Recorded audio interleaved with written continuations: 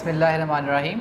अस्सलाम वालेकुम student. Biology 10th class chapter हम फर्स्ट डिस्कस कर रहे थे, जिसमें लास्ट टाइम हमने डिस्कस किया था respiratory disorder.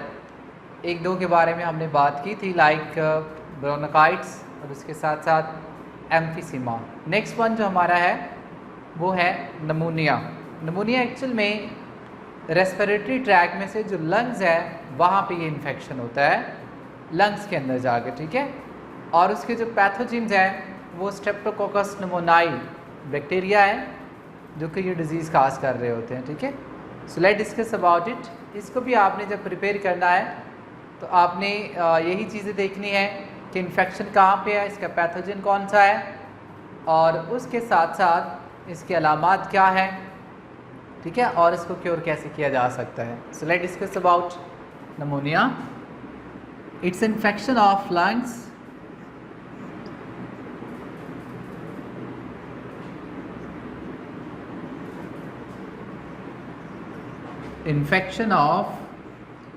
lungs due to pathogen Streptococcus pneumoniae।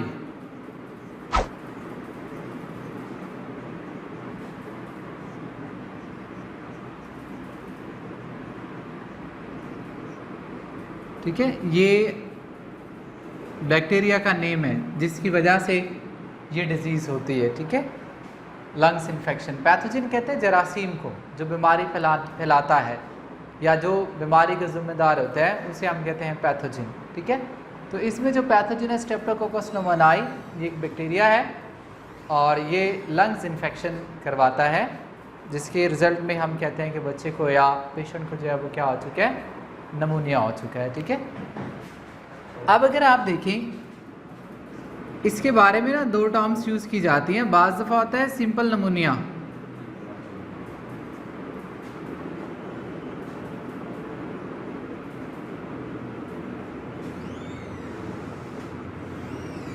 ठीक है, या दूसरा इसको हम कहते हैं डबल नमूनिया।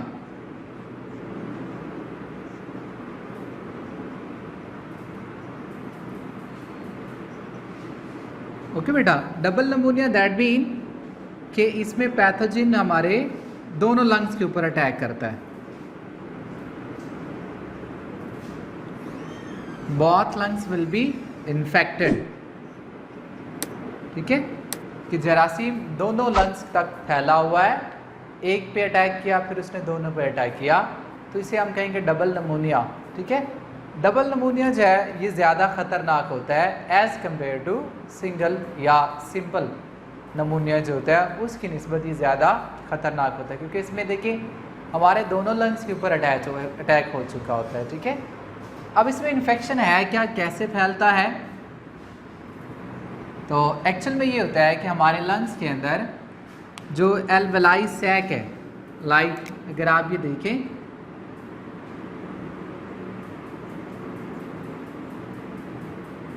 लंग्स यूनिट, ठीक है, यानी कि फेफड़े की इकाई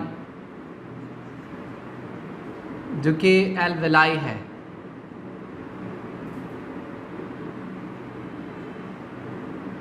एल्वेलाई एयर सैक यानी हवा की थैली भी आप इसे कह सकते हैं।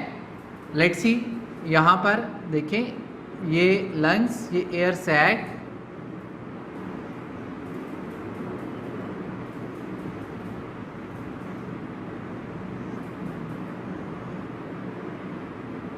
ओके बेटा। तो इनके अंदर पैथोजन आकर क्या करता है, अटैक करता है, यानी इसके ऊपर आकर अटैक करेगा, कहाँ पे, इन वाल्स के ऊपर, इधर आकर वो सेटल डाउन हो जाता है। यानी आप देखिए कि ये पैथोजन सेंटर हुआ और इधर आकर उसने क्या किया, वो सेटल डाउन हो गया, ठीक है। ये आपके पास वो बैक्टीरिया है, ठीक है। अब यहाँ पे रह के वो क्या करेगा, मल्टीप्लिकेशन करेगा, सेल्स के ऊपर अटैक करेगा और सेल्स को एज ए अपना होस्ट इस्तेमाल करते हुए अपनी तादाद जो है वो बढ़ाता चला जाएगा। So with in the alveoli क्या हो रहा है कि बैक्टीरिया की तादाद बढ़ रही है,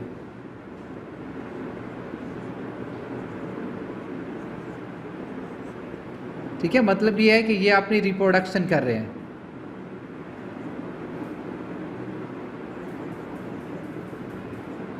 ये अपनी रिप्रोडक्शन करेंगे और उस रिप्रोडक्शन के रिजल्ट में इनकी तादाद बढ़ेगी। इसके साथ साथ यहाँ पे लंग्स के जो सेल्स हैं वो भी डिस्ट्रॉय हो रहे होंगे, यानी जैसे इनकी तादाद बढ़ रही है तो डेफिनेटली ये फैल रहे हैं और सेल्स को ये मार रहे हैं। ठीक है, यहाँ पर ये सारी इनकी तादाद जो है वो क्या हो रही है, बढ़ती चली जा रही है। अब एक तो स्टेप ये हो गया कि जरासीम वहाँ पे गए, सेल्स को मार रहे हैं, अपनी तादाद बढ़ा रहे हैं, तो इन एयर सैक के अंदर बहुत से जरासीम जो है वो भरते चले जा रहे हैं। इसके साथ साथ क्या होता है, इसके साथ देखिए हमारी बॉडी की जो इम्यूनिटी है, ठीक है, यहाँ अगर आप देखें ना हमारी बॉडी की इम्यूनिटी, वाइट ब्लड सेल वो इन पैथोजन के साथ फाइट कर रहे होते हैं, तो उस दौरान क्या करेंगे, ये बैक्टीरिया को मारेंगे। ठीक है, बैक्टीरिया को ये मारते हैं।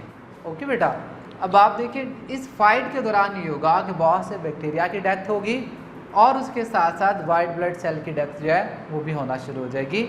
अब इनकी जो डेथ हो रही है तो कलेक्टिवली दोनों डेड मटेरियल जो है वो लंग्स के अंदर फिल होते चले जाएंगे। यानी कि आप यहाँ पे देखें कि पहले ये रेड वाले सारे बैक्टीरिया बढ़ रहे हैं, अब इसके अंदर क्या हो रहा है,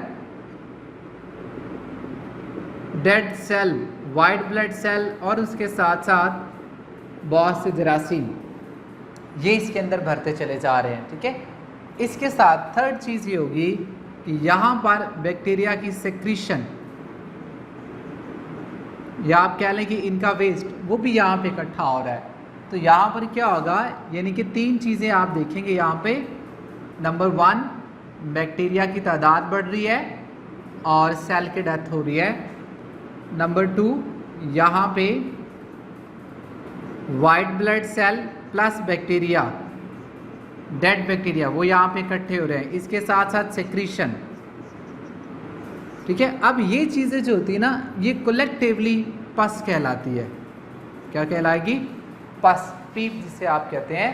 तो लंग्स के अंदर ये पस भरना स्टार्ट हो जाएगी। ठीक है, तो इससे क्या होगा कि अगर ये सारे लंग्स जो एयर सैक हैं वो सारी की सारी इस मटेरियल से भरती चली जा रही है, यानी कि देखें इसके अंदर पस भी है, इसके अंदर बैक्टीरिया भी है, इसके अंदर डेड सेल भी हैं लंग्स के जिनको तबाह किया जा रहा है बैक्टीरिया, तो वो सारा मवाद यहाँ पे इकट्ठा होना शुरू हो जाता है। ठीक है, अब अगर एक सैक के अंदर ये सारा मटेरियल फिल हो रहा है तो इसमें फिर क्या होगा, इसमें होगा ये कि गैसेस एक्सचेंज का जो सरफेस एरिया है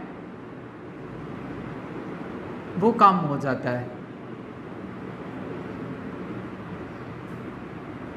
ठीक है, यानी जिस पॉइंट पे गैसों का तबादला होना है वहाँ ये सारी पस, ये सारा मटेरियल भरा हुआ है, तो वहाँ पे सरफेस एरिया क्या हो जाएगा, तंग हो जाएगा। तो इस चीज़ को हम कहते हैं कि ये नमूनिया है। ठीक है, ज़्यादातर नमूनिया का अटैक बच्चों में होता है क्योंकि बच्चों की इम्यूनिटी थोड़ी सी कमज़ोर होती है, वहाँ पे इन पर ज़्यादा अटैक जो है वो हो रहा होता है। ठीक है, so this whole phenomena, whole process will be consider as a pneumonia. ठीक है, अब देखिए इसकी अलामात क्या है। अलामात में अगर आप देखें तो ज़्यादातर अलामात में अगर आप बात करें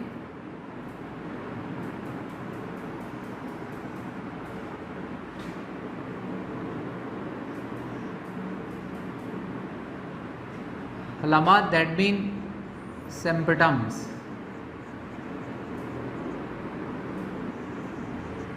सो देखिए आमतौर पर इसमें क्या होता है, फीवर, ठीक है, चिल, बहुत ज़्यादा सर्दी, देन कफ। इसके साथ साथ अगर आप देखें तो स्किन कलर भी चेंज होता है।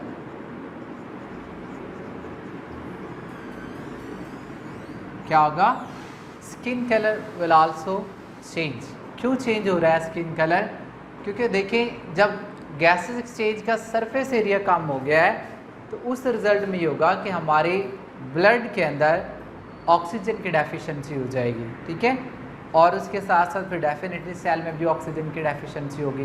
तो जब ऑक्सीजन डेफिशिएंट सेल्स आपके पास हैं या आरबीसी ऑक्सीजन डेफिशिएंट है तो उनका कलर फिर रेड अपीयर नहीं होता, तो वो जो आहिस्ता आहिस्ता स्किन जो बच्चे की वो येलोश अपीयर होना शुरू हो जाती है। ठीक है, तो ये इसकी अलामात हैं। ठीक है, कि कैसे पता चलेगा। और इसके साथ साथ जो कफ है वो भी क्या होता है कि बलगम के साथ आती है। ठीक है, अंदर ये सारी जो पस भरी पड़ी है ना, ये सारी के सारे फिर बाहर आती है और शदीद खांसी इसके अंदर आ रही होती है। ठीक है, ज़्यादातर इसमें फीवर होता है और फीवर भी बड़ा तेज़ होता है। ठीक है बेटा, नेक्स्ट देखिएगा अस्थमा।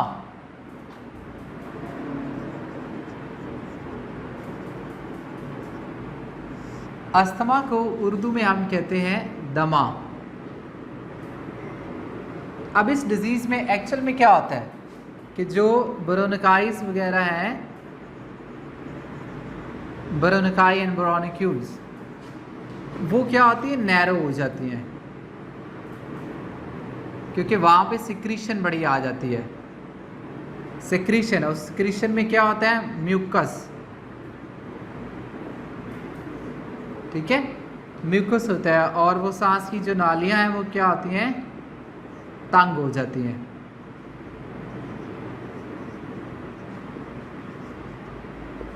ठीक है, एक्चुअल में जो अस्थमा है वो ना एक किस्म की एलर्जी है।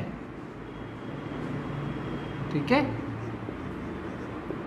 एलर्जी के बारे में मैंने पहले भी थोड़ा सा बताया था। एलर्जी हम किसे कहते हैं, एलर्जी हम कहते हैं कि जब बॉडी का कोई भी सेल एक हद से ज़्यादा सेंसिटिव हो जाता है, यानी over sensitivity of a cell. एक सेल उन चीज़ों को डिटेक्ट कर जाता है जिसे एक नॉर्मल सेल नहीं डिटेक्ट करता, या उनको रिस्पॉन्स दे जाता है जिनको नॉर्मल सेल्स नहीं देते, तो हम इसे कहते हैं कि ये एलर्जिक सेल्स हैं और उस एरिया में हम कहते हैं कि एलर्जी हुई है। अब ये एलर्जी कहाँ है, रेस्पिरेटरी ट्रैक में। ठीक है, कि जो रेस्पिरेटरी ट्रैक है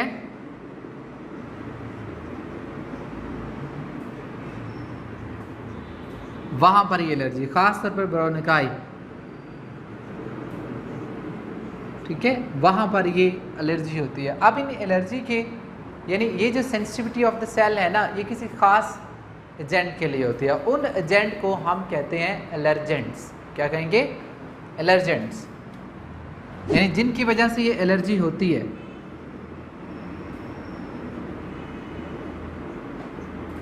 एलर्जेंट्स में अगर आप देखें तो इसमें क्या है, डस्ट माइट्स, यानी ज़रात, गर्दो गुबार भी जिसे आप कहते हैं।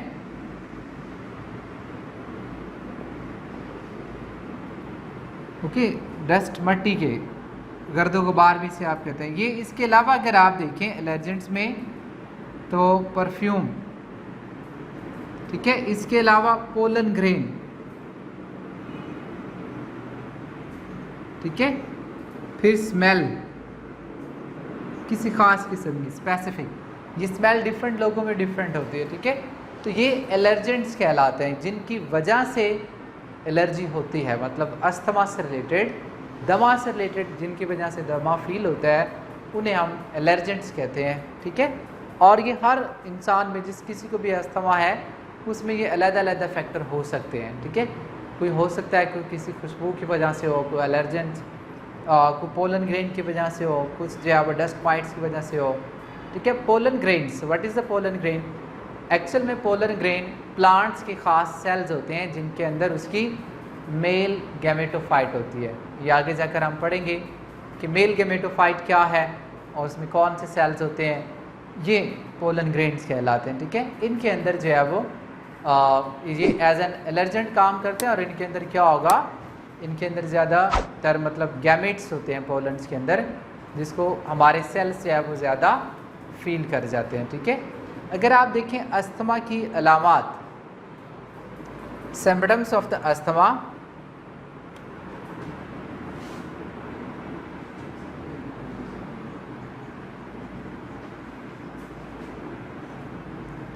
अलामात, इन अलामात में क्या होता है, एक तो चेस्ट टाइटनेस, यानी चेस्ट सीने का तंग होना, तंगी महसूस होना, उसके बाद डिफ़िकल्टी इन ब्रीथ, सांस में तंगी महसूस करना, ठीक है, सांस लेने में तंगी महसूस करना।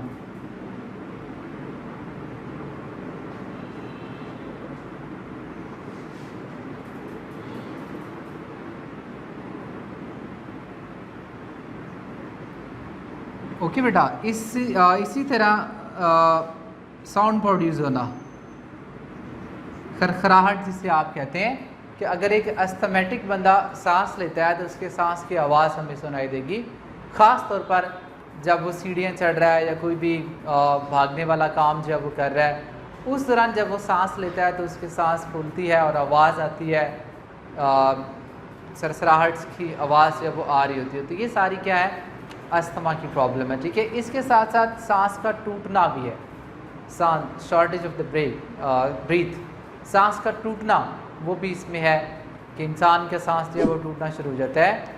अब इसके लिए हम इन्हेलर का इस्तेमाल करते हैं। जो पेशेंट होता है, इन्हेलर, उसमें ऐसे केमिकल होते हैं जो ट्रैक साफ़ कर देता है, तो फ़ौरन से इन्हेलर उस बंदे को दिया जाता है, वो उसके अंदर मौजूद केमिकल को इन्हेल करता है, जिससे रास्ता जो है वो बिल्कुल साफ़ हो जाता है। ओके स्टूडेंट्स, बेटा ये हमारे आज के 2 टॉपिक हैं, इट्स वेरी इंपॉर्टेंट। लाइक आप नमूनिया देखें वो भी बड़ा इंपॉर्टेंट है, अस्थमा जो है, दमा जिसे कहते हैं, वो भी बड़ा इंपॉर्टेंट है। अब ये एज ए शॉर्ट आप कर सकते हैं, लॉन्ग भी आ सकते हैं, लेकिन एज ए शॉर्ट आपने इसको किस तरह से करना है। फॉर एग्जांपल आपसे पूछा जा सकता है कि व्हाट आर एलर्जेंट्स, एलर्जेंट्स क्या है, ठीक है, वो आपने बताना होगा। फिर क्वेश्चन आता है व्हाट इज़ अस्थमा, यानी दमा क्या है और इसकी अलामात बयान करें, ठीक है। इसी तरह नमूनिया के बारे में भी आता है कि नमूनिया क्या है और उसकी अलामात जो है वो आप बयान करें, ठीक है। और फिर इसके साथ साथ ये भी आ सकता है कि नमूनिया क्या है और उसका जरासीम यानी उसके बैक्टीरिया का नेम क्या है। इस तरह से आपसे क्वेश्चन आ सकता है। ये जितने भी रेस्पिरेटरी डिसऑर्डर हैं, ये अमूमन आपने प्रिपेयर जो है वो इसी तरह से करने हैं कि बीमारी क्या है, उसके ज़िम्मेदार कौन है और उनकी अलामात जो है वो कौन सी हैं, ठीक है बेटा। होपफुली कि आपको समझ आई होगी। सो बेटा आपने लमर ग्रुप ऑफ इंस्टीट्यूशन के चैनल्स को सब्सक्राइब करना है और वीडियो को भी लाइक करें। अगर कोई बात नहीं समझ में आती, कोई क्वेश्चन नहीं समझ में आता, तो वो आप क्या करें, कमेंट्स में जाकर जो वो बयान कर दें। जैसे कि लास्ट टाइम एक बच्चे ने कहा था कि सर उर्दू मीडियम बच्चों के लिए थोड़ी सी प्रॉब्लम होती है, तो मैंने आज कोशिश की है कि साथ साथ उर्दू में भी लिखता चला जाऊँ ताकि आपको समझ आ जाए, ठीक है। अल्लाह हाफ़िज़।